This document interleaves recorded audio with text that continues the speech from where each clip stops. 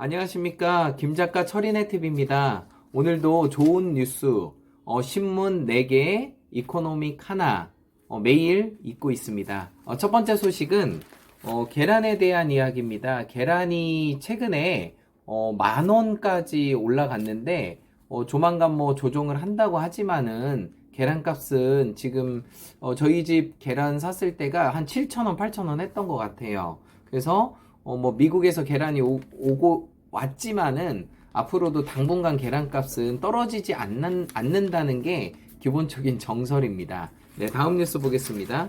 비트코인 관련 뉴스인데 최근에 이제 테슬라 머스크 대표가 비트코인을 이제 회사에서 15억 달러를 샀잖아요. 그래서 이제 비트코인 값이 폭등을 했는데 지금 이제 다음 기업이 뭐 애플이냐 구글이냐 여러 가지 말이 있는데 추가적으로 누가 살지 몰라요. 하지만은 테슬라 머스크 대표 때문에 비트코인 가격을 한 10% 이상 끌어올린 거는 사실이거든요. 그래서 앞으로 2021년에도 이 가상화폐 비트코인에 대한 뉴스는 긍정적입니다. 그래서 긍정적이라고 말씀드리고 싶습니다. 뭐 단점은 이게 기복이 너무 심하다 보니까 일반인들이 하긴 조금 어려워요. 1,000만 원을 투자했는데 하루 1,200만 원이 됐다, 600만 원이 됐다 그러니까 일을 못해요. 그래서 평정심을 좀 잃기가 쉽습니다. 네, 그리고 다음 뉴스는 서울의 집값이 평균 10억이 넘었어요. 이제 대전 같은 경우도 도안이나 하고 둔산이 10억이 넘는데 아파트 30평이 10억이 넘으니까 복비가 900만 원인 거예요. 그래서 이게 세금도 많고 복비도 많다 보니까 지금 나라에서 이걸 조정해서 550만 원까지 떨어뜨렸다는 얘기입니다. 그래서 향후에 조만간 개편되지 않을까. 그래서 이렇게 세금이 이제 아파트를 사고 팔았을 때 세금이 조금 더 줄어들 것 같습니다. 그리고 NC소프트 김택진 대표님 주식이 최근 100만 원이 넘었어요. 막 99만 원, 100만 원 왔다 갔다 하다가 100만 원이 넘었어요. 그러면서 이제 대장주가 됐는데 대박입니다. 그래서 앞으로 김택진 대표 NC소프트가 이 비대면으로 인해 코로나로 인해 대박을 친 기업 중에 하나예요. 그래서 앞으로도 이 게임주 관련돼서는 되게 긍정적인 반응이 상당히 많습니다. 다음 뉴스는 카카오 게임즈 카카오 이쪽이 매출이 사상 최대를 찍었어요. 그래서 2019년도에 매출을 보니까 3,910억 정도였고 그리고 2020년 매출이 거의 5천억 정도 됩니다. 그러니까 거의 1,000억이 는 거예요. 그러니까 집에 있고 또 학교를 못 가다 보니까 게임을 안 할 수가 없어요.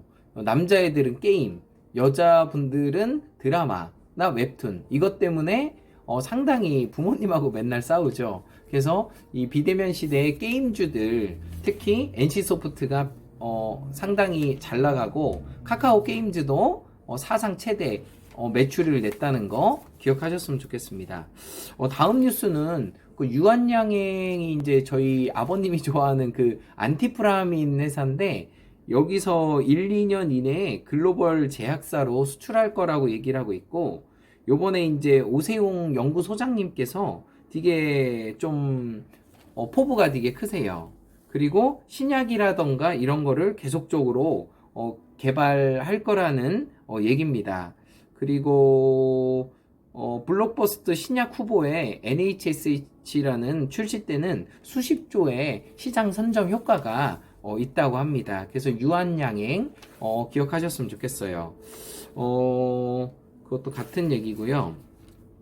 그리고 4월 달에 서울시장 선거가 있는데 뭐 여러분들이 뭐 여당 야당 다 나오고 있죠. 근데 이제 공통적인 그 분위기가 재개발 재건축에 대해서 얘기를 많이 해요. 그래서 그 문재인 정부 통해 가지고 재개발 재건축에 대해서 되게 좀 빡세게 안 되겠거든요. 근데 너무 이게 집값이 올라가고 공급이 안 되다 보니까 재개발 재건축을 통해서 이것이 풀린다는 얘기가 그 선거 공약 중에 많이 나오고 있습니다.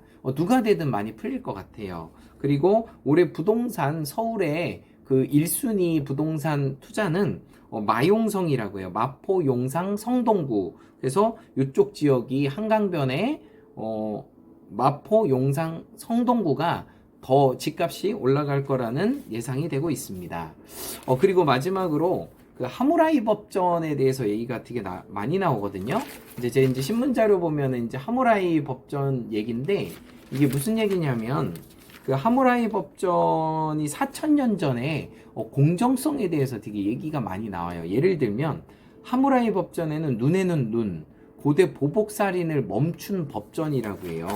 이제 예전에 그 재밌어요. 기혼녀가 바람을 피우다 걸리면 남녀를 묶어가지고 강에 던졌대요. 그래서 던져서 살아남으면 사는 거고 묶었으니까 죽었겠죠. 그러니까 그런 어떤 불륜에 대해서 되게 강력하게 대처를 했고요.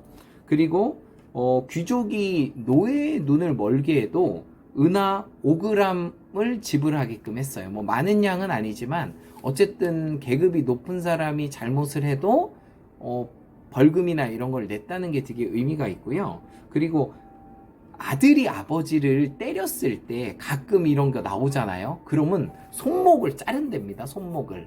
그래서 되게 그 유교적인 게 되게 강했고, 그리고 또 재밌는 게 집이 무너져서 만약에 아들이나 사람이 죽으면 건축사를 사형이 시킨대요. 그러니까 건축사를 사형시키는데 건축사의 아들을 사형시킨대요. 그러니까 내 아들이 만약에 집에서 죽었어요. 무너져서. 그럼 건축사의 아들을 같이 죽인다는 거예요. 와, 대박입니다. 그렇게 하고 기업에 대한 처벌도 상당히 셌다고 합니다. 그래서 그 프랑스 르브르 박물관에 하무라이 법전이 있는데 높이가 2.25m, 그리고 그 규정이 282개 정도 된다고 합니다. 그래서 그 나라를 통치하기 위해서 강력한 법을 하무라이 법전을 통해서 알 수 있었는데, 예나 지금이나 문제되는 일은 거의 비슷한 것 같고 그 처벌의 강도가 어느 정도냐가 좀 달라진 것 같아요. 재밌는 법 되게 많죠? 네, 감사합니다. 김작가 철인의 TV 마법의 공식 외치겠습니다. In every way I'm getting better and better. 나는 모든 면에서 점점 좋아지고 있다. 감사합니다.